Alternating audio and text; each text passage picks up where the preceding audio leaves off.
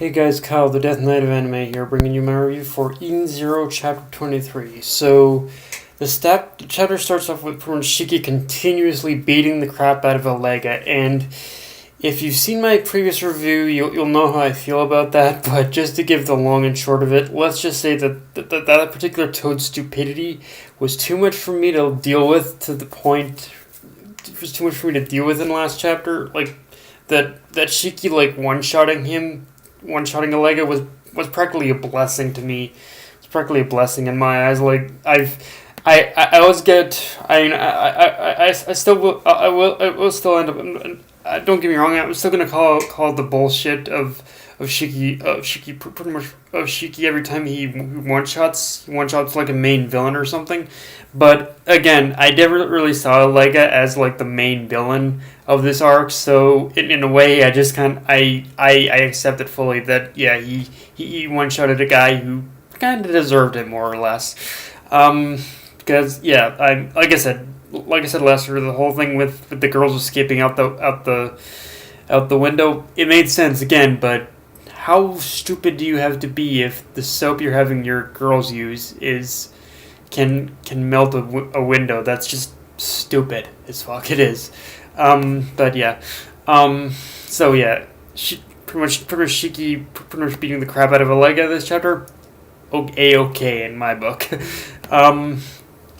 Now, of course, after that, a new fight begins between Shiki. Pretty much a new fight begins between Shiki and Jin, and the thing about this fight that immediately stuck out to me is that about this fight and how it started is that at the core of this fight, this fight is completely pointless, believe it or not. I mean, let's think about this for a second.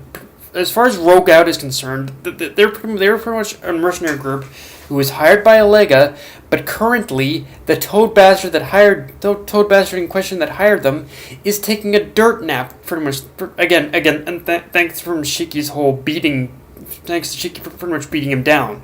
So, because of Allega's current situation, shouldn't that mean that Rogue Out's contract is currently null and void now? Really, it's just common sense. I think at the point in which your client, I'm not gonna say I know for sure, but you'd think, but by the standards of like a mercenary assassins group or whatnot, it would make sense that at the point that your client can't really even function anymore, you'd think that would be the point where your contract with the said client, it basically is cut off or something. But yeah, like I think but as a whole, this whole fight just seems pointless in terms of Rogue Out's this whole thing seems pointless now in terms of Rogue Out's involvement. Now that Allega's out of commission, unless they see it in a way that when you mess with a client, unless you see that when you mess with one of their jobs that they get revenge. I don't know. And in Shiki's case, there's even less reason for Shiki to fight Jin outside of getting revenge too. I mean, I guess you could justify that the start of this fight is a means of it being something that Shiki needs to overcome in order to get to Sister. But yeah, like I'm really basically at the core of this fight, I'm really trying to find reason or logic as to why this current fight even needs to happen. Like it doesn't feel like it's a necessary fight right now. It really doesn't, and especially with what we learn at the end of this chapter too. But we'll get to that for sure. But while the same could be said for the whole Weiss and Homura fight setup, I do gotta admit that there is a touch more legitimacy on that front, because as Weiss said, aside from her goal of defeating the Demon King, and with Homura, we pretty much know we really don't even know a whole lot about her. So this fight between Weiss and Homura is going to be is definitely going to be good in the sense of we're probably going to get a lot more details pretty much revealed about who this person is as a character, and what her goals are. Like Homura, I will admit, thinking about it now, that outside of Homer's goal of wanting to defeat the Demon King, the girl herself is just a complete mystery. I mean, we know very little. We basically know that she's some kind of space samurai, and that she wants to fight the Demon King as like some kind of a promise that she made with her master. But aside from that, we know little to nothing about her. So in this fight sense, I understand in revealing definitely a lot more details about who Homer is for sure. And in and I'm not gonna lie either though.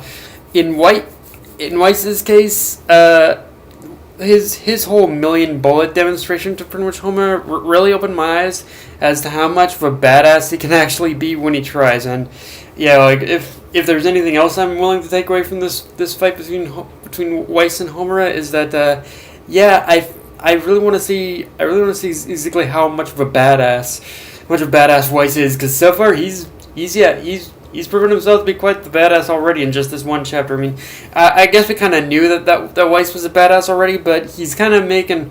There are certain aspects to Weiss's character I wasn't a big fan of, but right now he's making me definitely rethinking his character.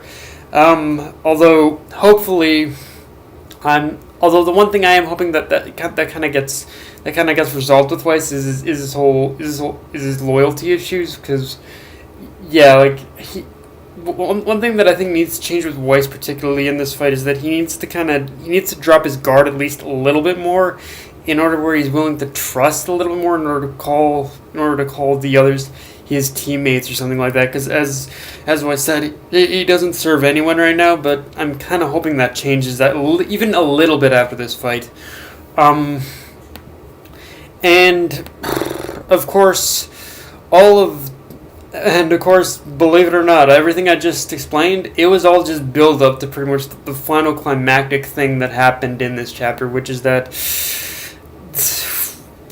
when the bomb dropped of this chapter, which is a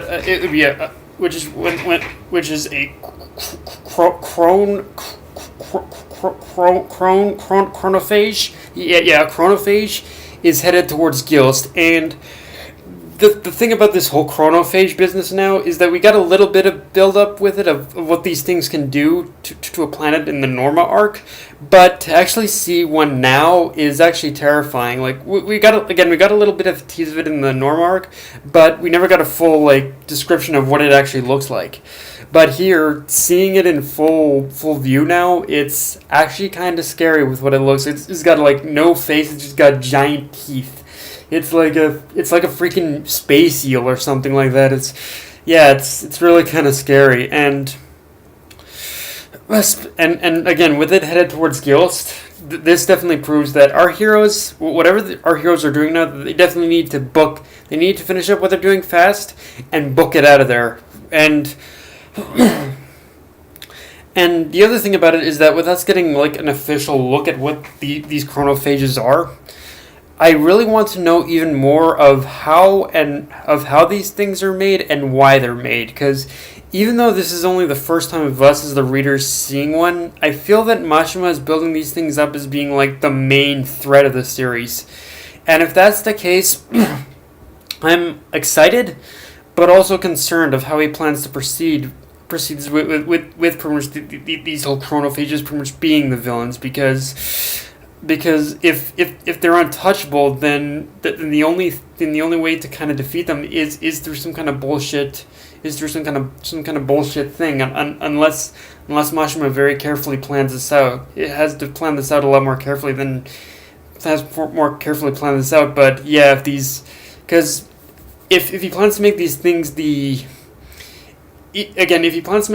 villains, then then I'm not sure how these things are even going to be hurt, considering that if you look at what these things are and how they've been built up, that they're little more than forces of nature. There's the forces of nature like thunder, lightning, and just wind and rain and whatnot. So it's gonna be interesting, but yeah, how are if these things are the villains, then how are they going to be defeated is the main question I think we need to ask ourselves.